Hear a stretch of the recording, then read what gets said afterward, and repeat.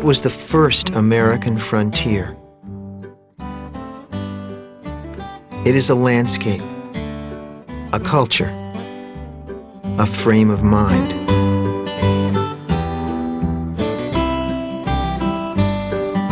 When you look within these hills, I see the people.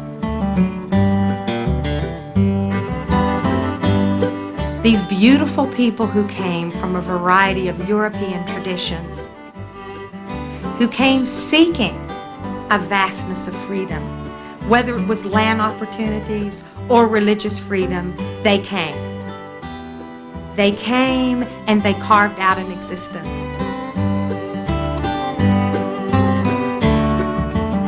Appalachia is good times and hard times.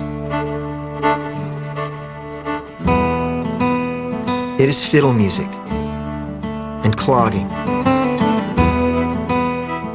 in the face of a hungry child. Holy cucumbers, I'll get up, old guitar, and here we go. Pick 'em up. Appalachia is a flood of stereotypes. From the ignorant hillbilly to the heroic mountaineer. We've been looked down upon, laughed at, scorned, made fun of, called hillbillies, and the people have here a steadfast faith. They're used to hard times.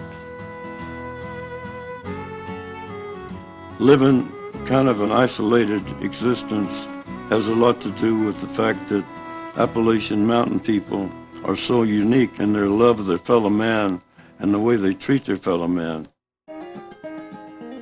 They take care of each other.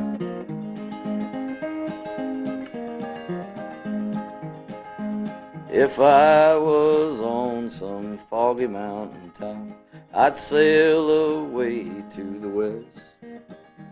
I'd sail all around this whole wide world to the girl I love the best. Appalachia is story and song.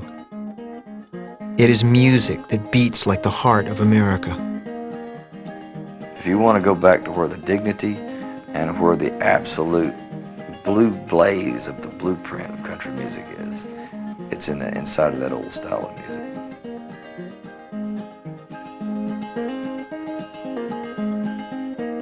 Appalachian music is a rich, incredibly rich American heritage that we cannot afford to ignore it, you know. It's part of who we are. In a land rich in culture and natural bounty, many people have suffered devastating poverty. How did this corner of America become such a portrait in contrasts? The history of Appalachia is a history of an industrial people, of people helping to build modern America, but who failed to benefit from the work that they put in. The region can be defined based on how people who had power and wealth been able to take the power and wealth and drain resources, coal, lumber, seeps out. The land has been raped in a sense. There's been so much wealth here, it's been taken out of the state and nothing has been left. One of the real ironies is how we could experience the exploitation and the trauma of our development past, and yet continue to survive so strongly as a culture, continue to thrive in terms of who we are as a people. What we did have was a deep understanding of ourselves and our family. We may not have been mobile, we were not, but we were centered and we were grounded. And that's our gift to the rest of the nation. This is the story of a land shaped by the people, and a people shaped by the land.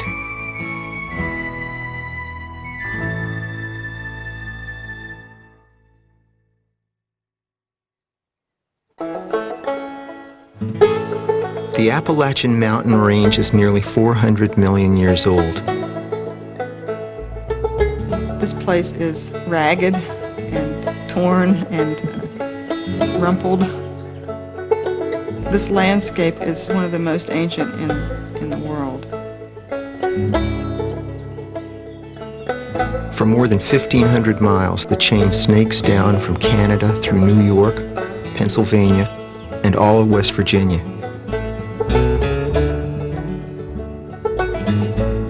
Large parts of Kentucky, Tennessee, Virginia, Maryland, and the Carolinas are dominated by the rugged Alleghenies and Cumberlands, the soaring Blue Ridge, and the Great Smoky Mountains to the south.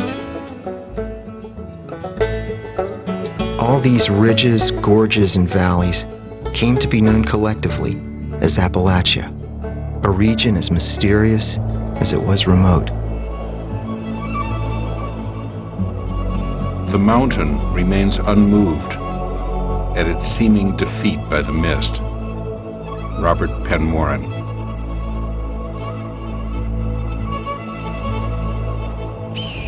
Early in the 17th century, a small number of Europeans began to explore and settle this great wilderness.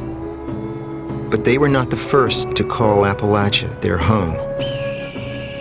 Appalachians today include many different kinds of people, but we need to remember that the first people in the Appalachian Highlands were, the original Appalachians are in fact Native Americans. Before the Europeans arrived, Appalachia was home to many Indian tribes. There were Shawnee, Choctaw, and Creek, but the dominant tribe was the Cherokee.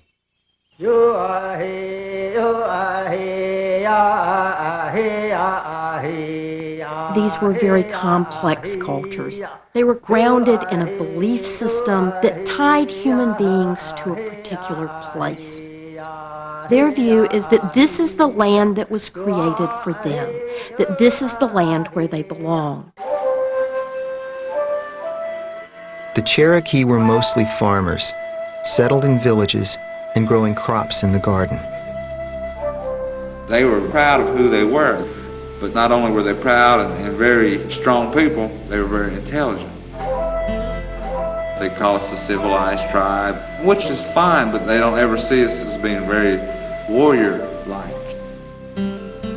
You don't become part owner of 7 states by being meek and somewhat passive. One surprise for the newcomers was the authority that women had in the matrilineal Cherokee society. Women generally had control of the corn crop. That is, women had economic control of the staple of Cherokee life. Men lived in the households of their wives, and a man's heirs were his sister's children, not his own children. If a man from one clan married a woman in another clan, then he joined her clan and their children became members of her clan.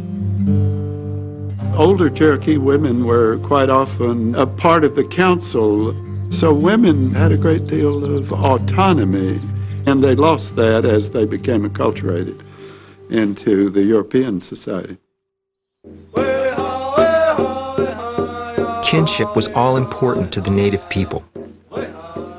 If a member of one tribe was killed by a member of another, this was a cause for war. But it was not war in the way that Europeans understood it or in the way that we understand it today. Southern Indians did not fight to conquer, to expand their kingdoms, or to inflict their own religion or ideology on other people. They went to war to avenge the death of kin. The Cherokee saw people as either relatives or enemies, but tradition allowed them to bring outsiders into the tribe. Captives taken in battle would be adopted into a Cherokee clan. The same was done with black slaves who escaped into Cherokee country. Some former slaves who escaped were treated as brethren, and they were able to become part of the tribe and dissipate over times of generation. Many European traders managed to join the local tribe in another way, by marrying Cherokee women.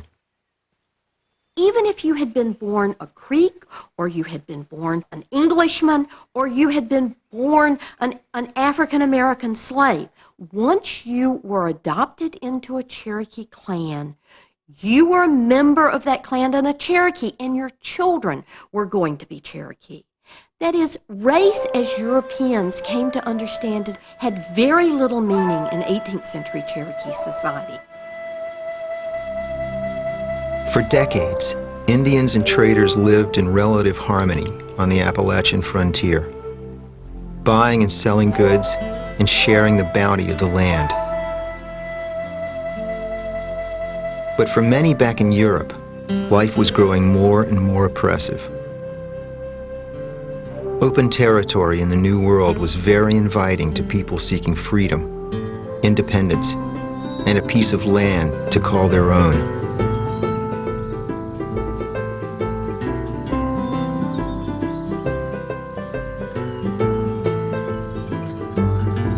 They were a grim, stern people, strong and simple, swayed by gusts of stormy passion, the love of freedom rooted in their heart's core.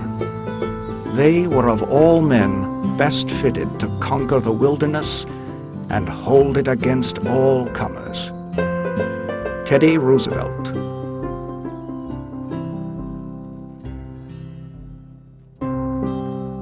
It was in the 1730s that the ancestors of today's Appalachians began streaming into the mountains. To escape hard times, they came from Germany, England, and Wales. But the group that would become most prominent in the mountains started their journey off the rugged coast of Northern Ireland.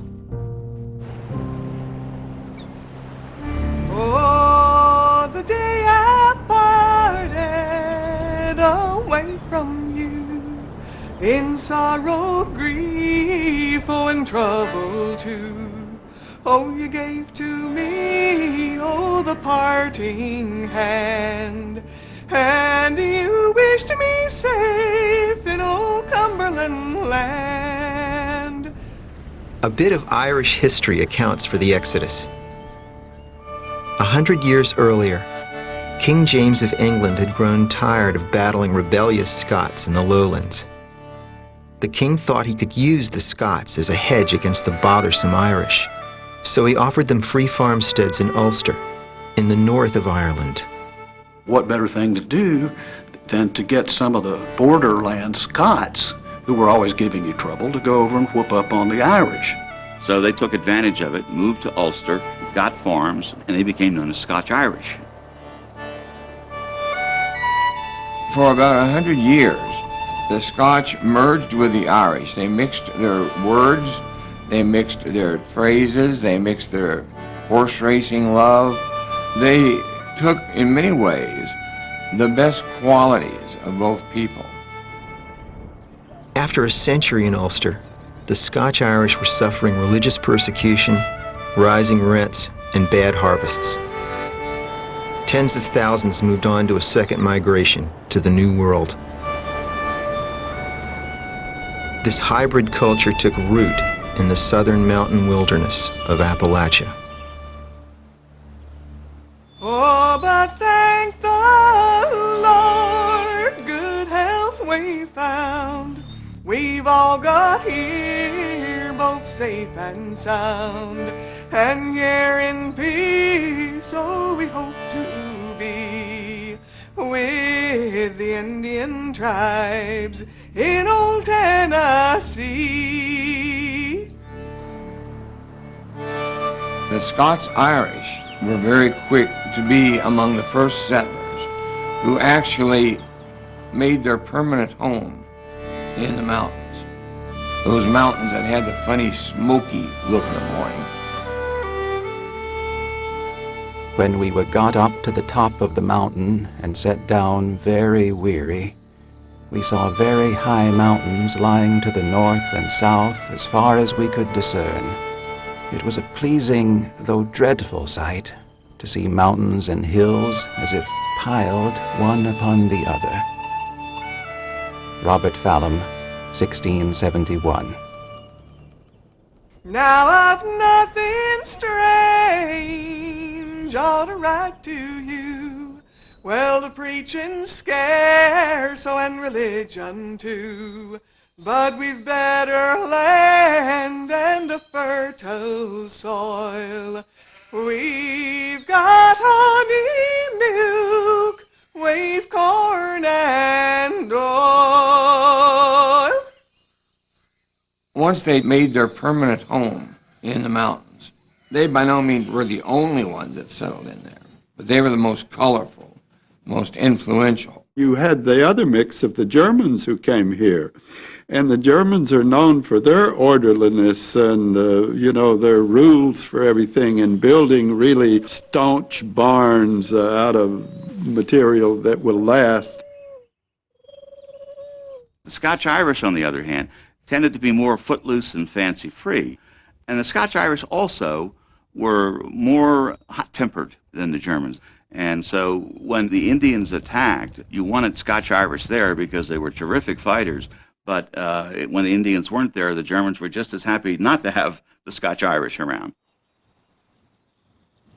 It was said at the time that whereas the English, when they got to America, would build a church, the Germans would build a barn, but the Scotch-Irish would build a whiskey still. It's when I'm dead and in my grave, no more corn liquor will I crave. Upon my tombstone I want it wrote, 10,000 gallons went down my throat. Whiskey making was only one of the skills that the frontier migrants brought from the Old World. With traditional crafts like quilting, pottery, and metalwork, they furnished their homes and cooked their meals as they always had. But the tradition closest to their hearts was music. Music was especially important. It gave them comfort. It was something that they could do themselves. They could sing, they could play their fiddles and have a dance, and invite the neighbors over.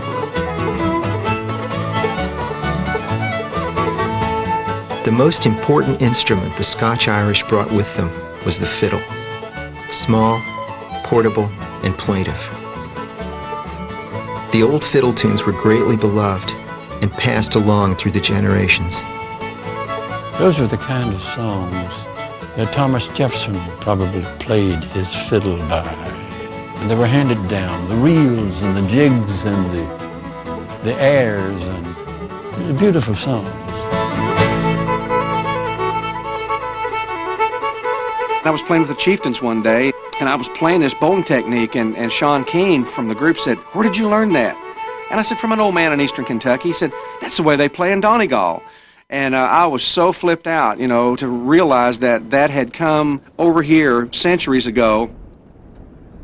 Along with fiddle music, many well-loved ballads made the long, hard trip across the ocean. In Scotland I was born and bred. In Scotland I was dwelling. I fell in love with a pretty fair maid, and her name was Barbara Allen.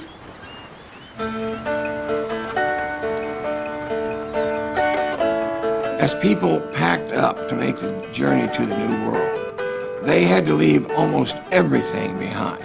There wasn't enough room on the ship for anything, but there was enough room on that ship to memorize a few dozen songs. Singing those songs or playing those tunes made them feel at home. They had brought that part of their culture with them.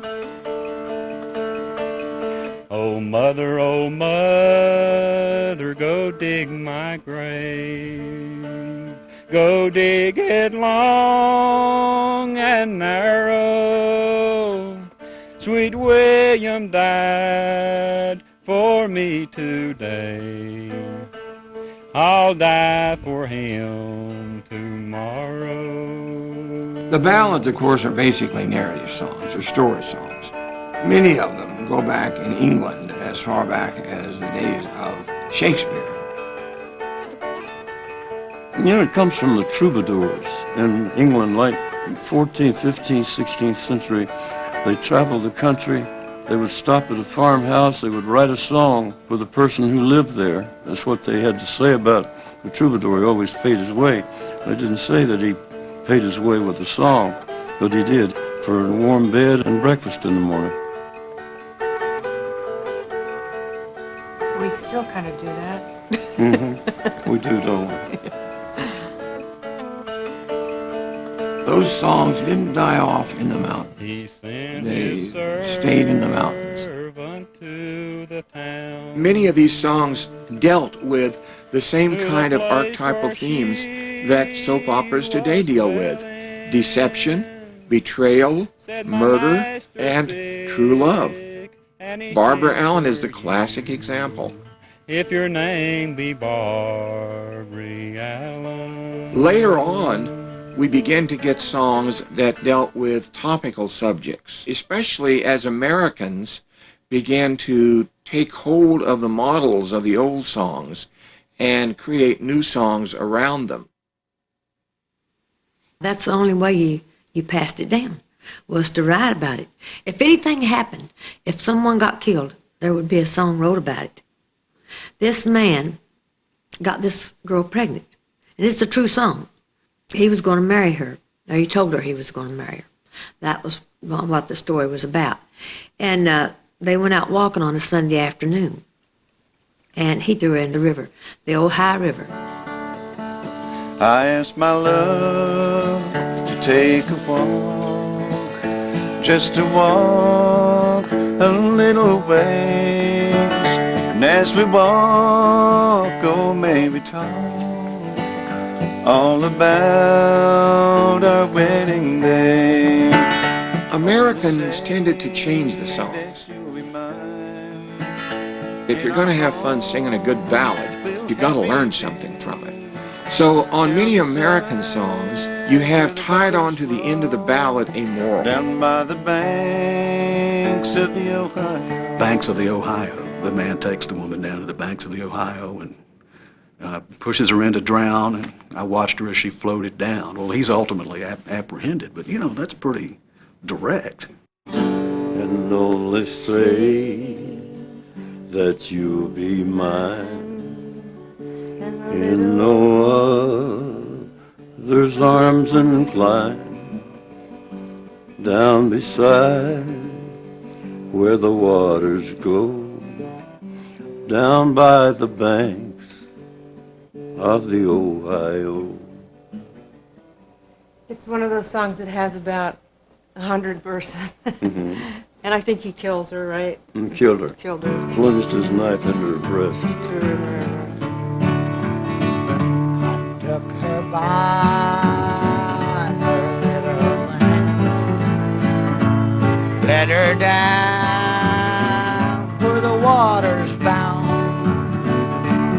There I threw her in to drown, washed her as she floated down. Darling, say. It's a hard thing to put into words. I think partly because there are all these isolated areas, different hollers in the mountains where people got together and made music for themselves. I think that other parts of the country tends to get diluted in different ways, and some of the mountains, I think, held some tradition in a way. I just always imagine in my mind when I hear this music, I think about the journey that the musical style took and how it got changed in the mountains. I think about the time travel of that music, and it's beautiful stuff.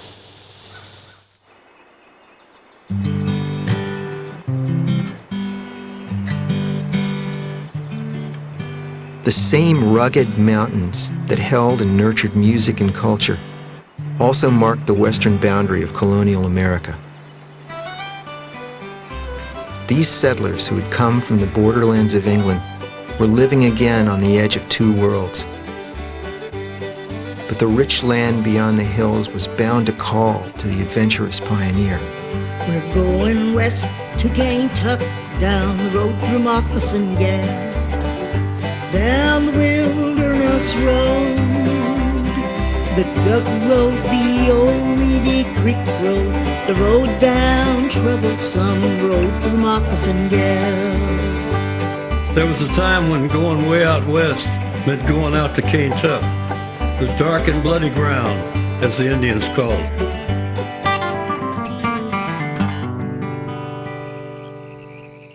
In 1769, a backcountry explorer forged his way across the Alleghenies. After traveling dark wilderness trails for 5 weeks, he and his men came upon a most remarkable sight. I had gained the summit of a commanding ridge, and looking round with astonishing delight, beheld the ample plains, the beauteous tracts below. Daniel Boone. Boone could see that the territory was ripe for farming, and 6 years later he established a settlement in Kentucky. He was flatly defying British orders to stay east of the Alleghenies and avoid the French, who held lands to the west.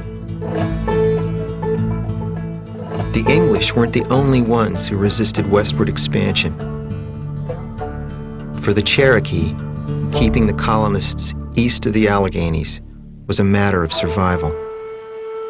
Whole Indian nations have melted away like snowballs in the sun before the white man's advance.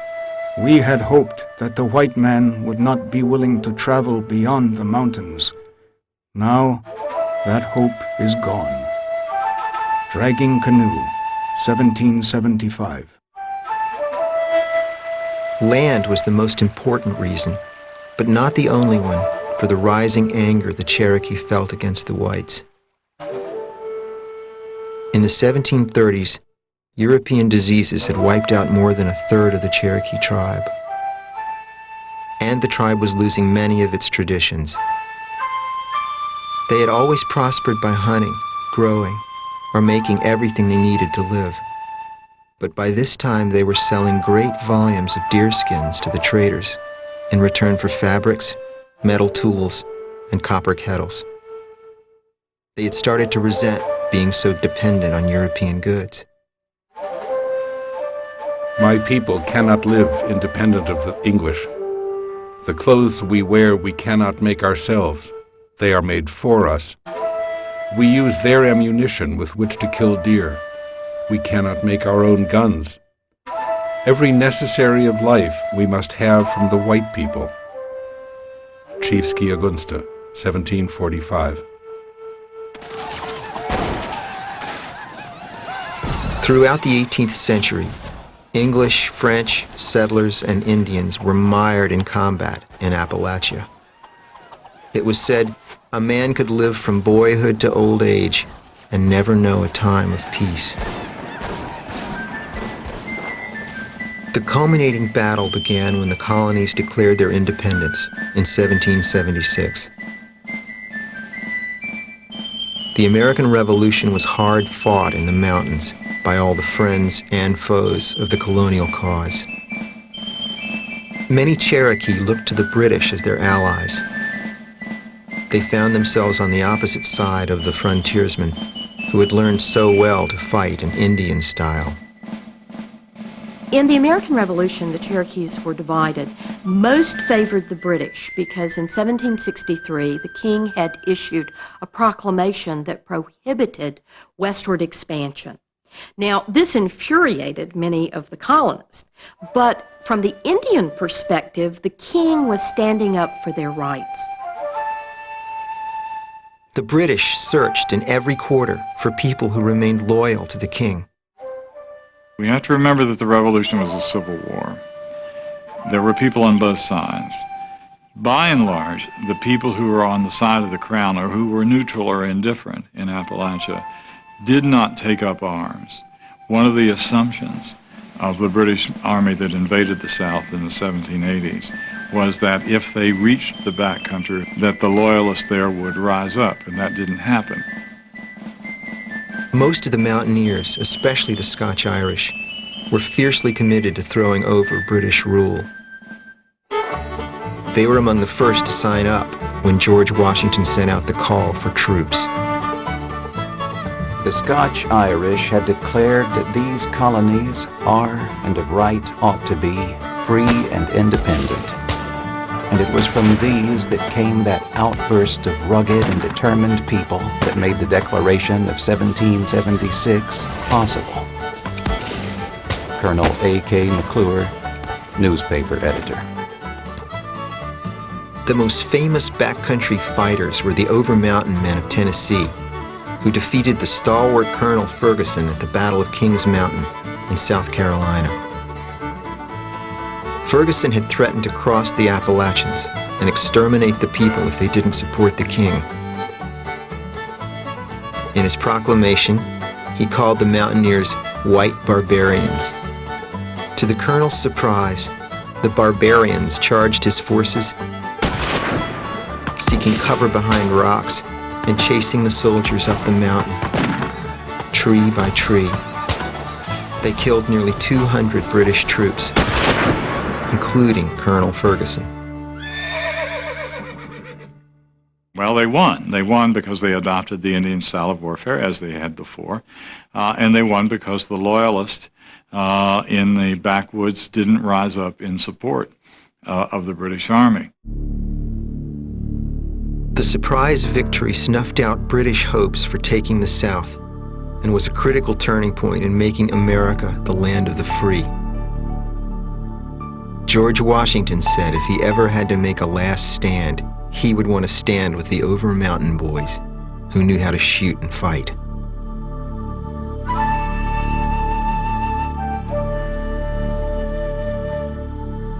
When the Revolution was over, land that the Indians had fought so hard to save officially became part of the new country. The Indians had chosen the wrong side. The British support was not sustained, and the British cut them off at the knees, we would say today, when the Peace Treaty of Paris in 1783 was announced and gave the United States what was, from the Indian standpoint, their land.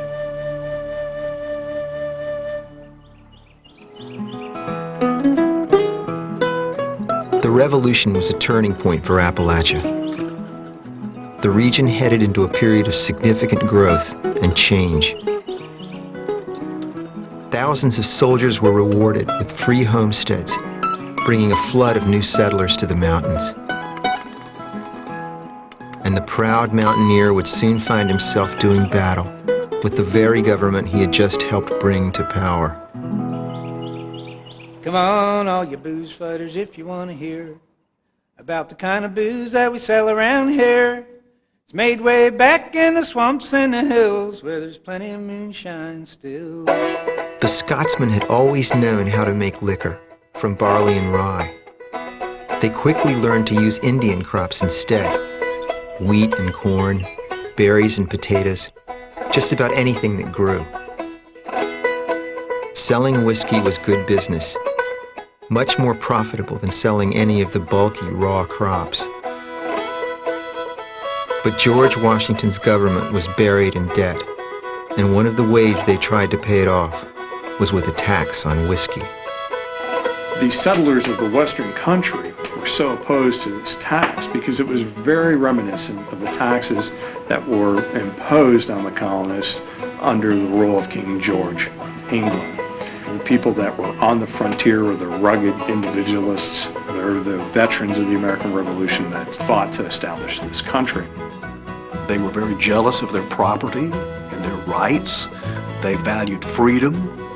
They did not want to be told what to do by anyone. A string of violent protests broke out from New York to Georgia. It became known as the Whiskey Rebellion, and it raged from 1791 to 1794. The new tax was not to be tolerated. It was a tax that was required to be paid in cash. And cash was scarce on the frontier. Whiskey was a commodity that was used as money. Ministers were known to even accept payment for their Sunday services with whiskey. One drop will make a rabbit whip a bulldog. One drop will make a cat chase a wild hog. Make a bullfrog spit in a black snake's face, and make a hard-shell preacher fall from grace. It would be not uncommon when a federal tax collector would come here that they would tar and feather him. One violent outbreak in the Western Carolina region, they actually took the excise tax collector and ground his nose off at a grinding wheel. And the lamb will lay down with the lion after drinking this old moonshine.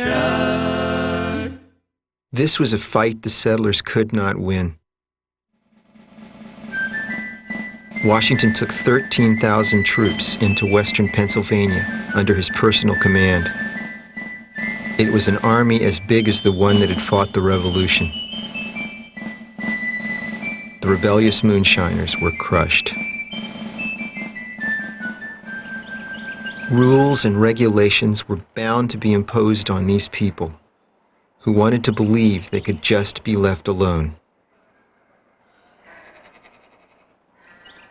The Appalachian mountaineer could grow or make everything he needed to survive. He had learned to rely on himself and did not want outsiders dictating how he was to think or behave in politics or in religion. Just as the stubborn pioneer bridled at government authority, he also had little use for the old world hierarchy of the church. He would follow the call of his spirit and find his own way to God. The mountain legacy of independent thinking about religion continues to this day in the astonishing variety of churches still to be found in Appalachia. Appalachia is really marvelously diverse religiously. Particularly Central Appalachia may be one of the most religiously diverse areas of the nation. Baptists, for example, we've got well over 40 varieties of Baptists. Regular Baptist, Old Regular Baptist, United Baptist, Union Baptist, Separate Baptist, Two-Seed in the Spirit Predestinarian Baptist.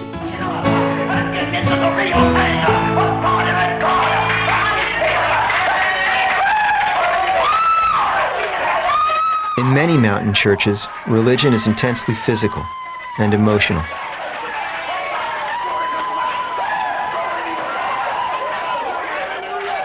People continue to practice religious exercises that date back hundreds of years.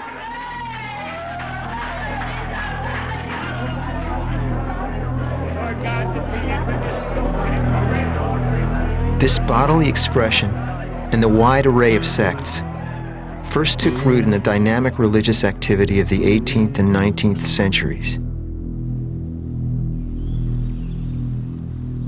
Immigrants had arrived in Appalachia with different traditions.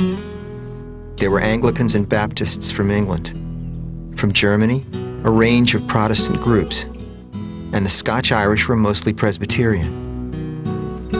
But the established churches could not find a foothold on the frontier, where distances were great and communication difficult. For a few generations, worship was held inside the family or in the most humble mountain chapel.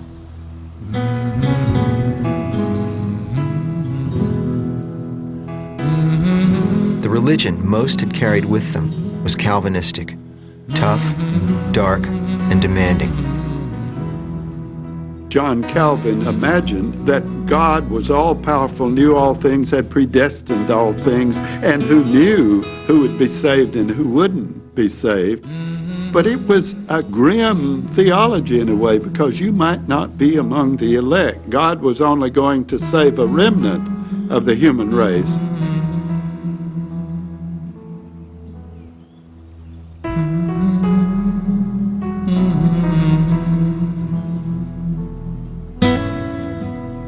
But people like John Wesley, one of the founders of Methodism, had been spreading newer ideas through Europe, especially the notions of a gentler God and human free will.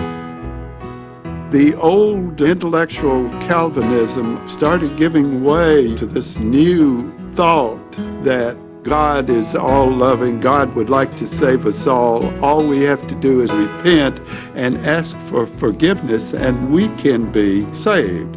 That's the doctrine of free will, that we have it upon ourselves to decide whether or not to be saved. Well, this is more optimistic. People could get happy with religion. By the 1740s, this more hopeful vision was spreading like burning tinder through the mountains. There began a long series of evangelical or enthusiastic religious revivals known as the Great Awakenings that would last more than 80 years. Ministers of every stripe swarmed into Appalachia, bound to bring the unchurched into the fold. Most of these people had never before seen a minister or heard the Lord's Prayer, service, or sermon in their days. After service, they went to reveling, drinking, singing, dancing, and whoring. And most of the company were drunk before I quitted the spot. Charles Woodmason, Minister, 1768. Presbyterians did not have enough educated ministers to reach the far-flung population. The Baptists and Methodists were more successful because they commissioned farmer preachers and sent them off into the mountains. They were called the circuit riders. They spoke a common language with the people they were trying to convert and inspired them to gather together for worship. Long ago, when but a boy, at old camp meeting time. By 1800, the revival had found its most powerful outlet.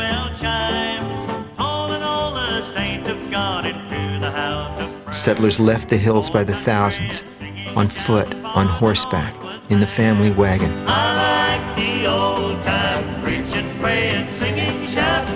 I like the old time reading of God's word. They traveled long days to the great camp meetings under the mountain sky. I like the old time worship of the Lord. Up in Cane Ridge, Kentucky, around Lexington, the Cane Ridge Revival had 25,000 people in 1801, which the population of Lexington, Kentucky was about 5,000 people at that time. So people came from miles and miles and miles away. That was what was considered the first camp meetings.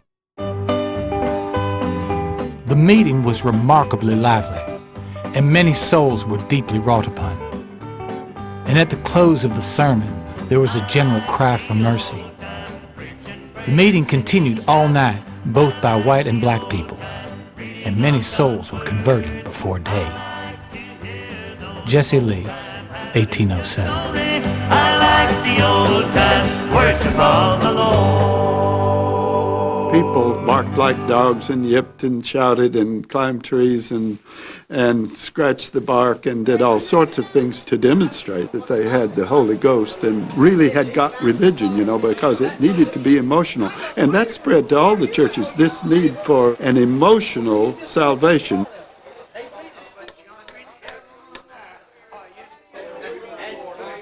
Since the days of the Great Awakenings, Baptists and Methodists have been the largest religious groups in Appalachia. And all through the mountains, the tent meeting tradition lives on after 200 years. We were out traveling around these back roads. There was a revival meeting. There were tiny tents, and we passed one night, and it was just, a little two-pole tent with a couple of light bulbs and probably 20 people there. But I could hear the preacher, and he was preaching like there was, 25,000 people there. It reminded me of the scripture, what it talked about John the Baptist in the wilderness, a voice crying out in the wilderness.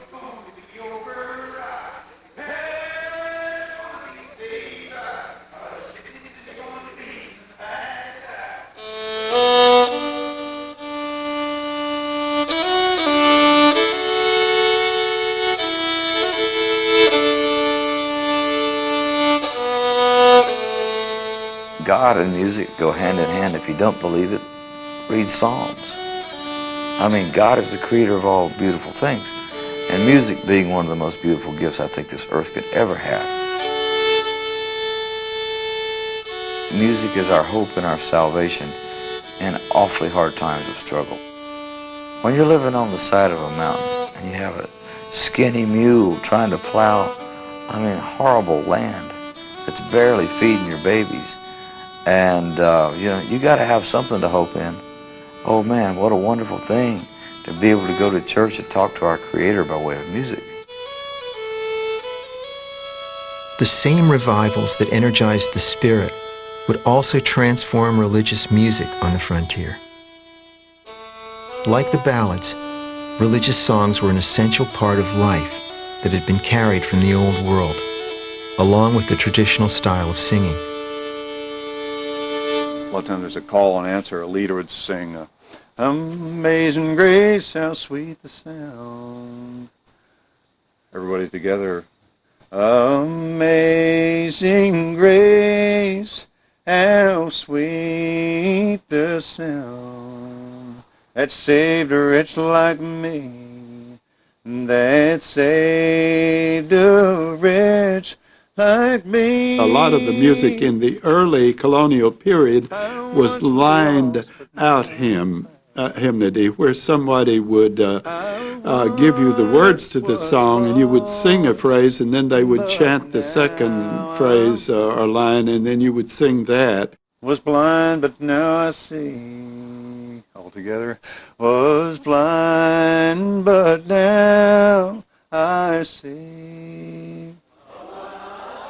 If you were not able to read or couldn't afford hymn books, you could still sing along with lined-out hymn.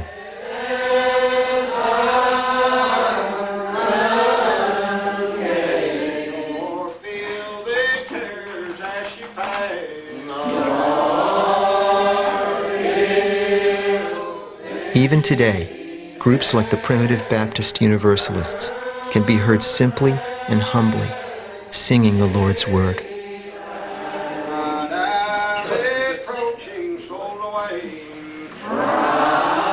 And we still have that coming down almost as an Orthodox thing, that we still line out the hymns and you sing monophonically. You don't sing in harmony. That's showing off. Glorious, complex harmonies did become popular later on, when a new system was created to help people learn the hymns. It was a special kind of notation, a visual form called shape note music, and it quickly spread through the mountain churches.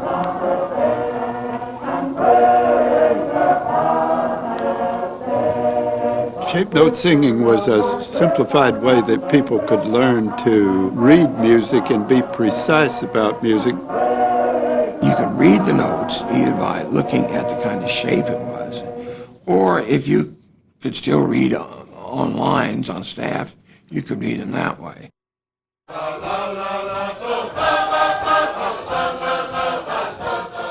Singers sat in a hollow square with a leader in the middle.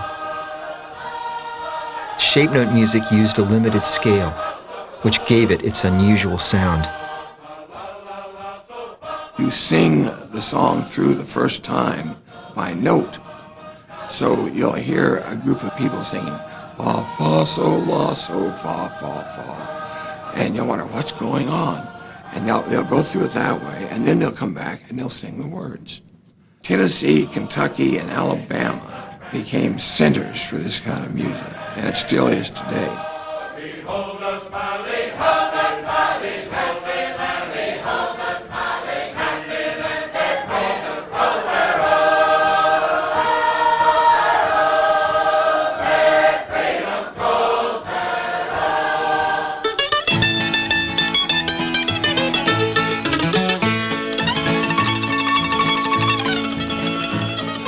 By the end of the Great Awakenings, a very different sound was echoing through the mountain hollers.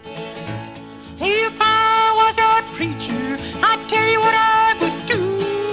I'd keep on preaching and I'd work on the building too. I'm working on the building. As white and black people mingled at revival meetings, the white musicians picked up on African rhythms.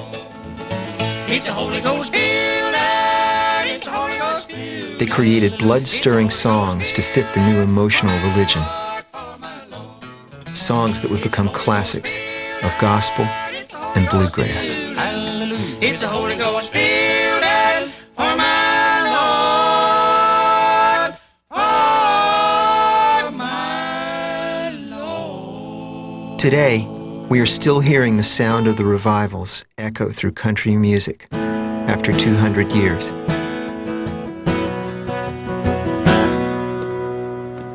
Soldier of the cross, soldier of the cross, you carry the sword of faith. Soldier of the cross. There is no greater influence on early country music than gospel music. It was the deepest well from which musicians drew. You bring love to those who hate. And it was not only the song material, it was the way of singing, of very emotive singing. When you put the secular tradition together with the religious tradition, you see so many antecedents of what we know as country music, and they're still there today. What's it gonna be? What's it gonna be? Heaven or hell? He's a stranger in this valley, where many a man met his grave. Music of the spirit, music of the heart, carrying memories of a distant home. Songs that tell of hard times, of stormy passions, and a deep devotion to God. From the days of the first pioneers, music has been a binding force in the southern mountains. It is a gift to all the world from the people of Appalachia.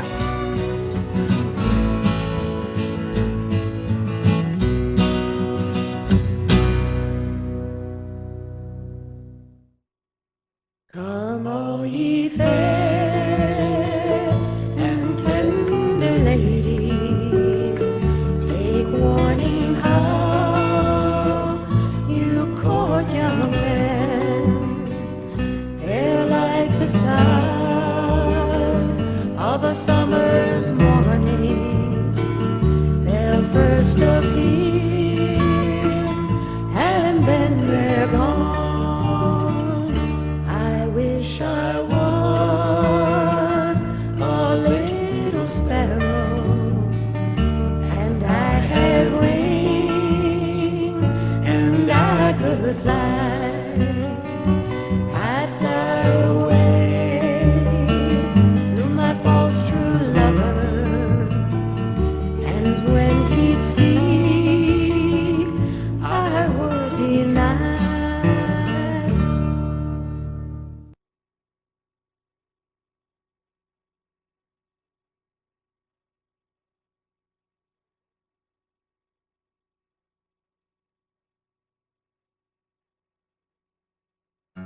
Production of The Appalachians is made possible by grants from the United States Department of Veterans Affairs, the United States Department of Housing and Urban Development, the Vandalia Heritage Foundation, promoting historic preservation and development, the Sierra Club, which is a proud partner in local community efforts to protect this treasured land, and the Mountain Maid Foundation, promoting West Virginia arts and crafts.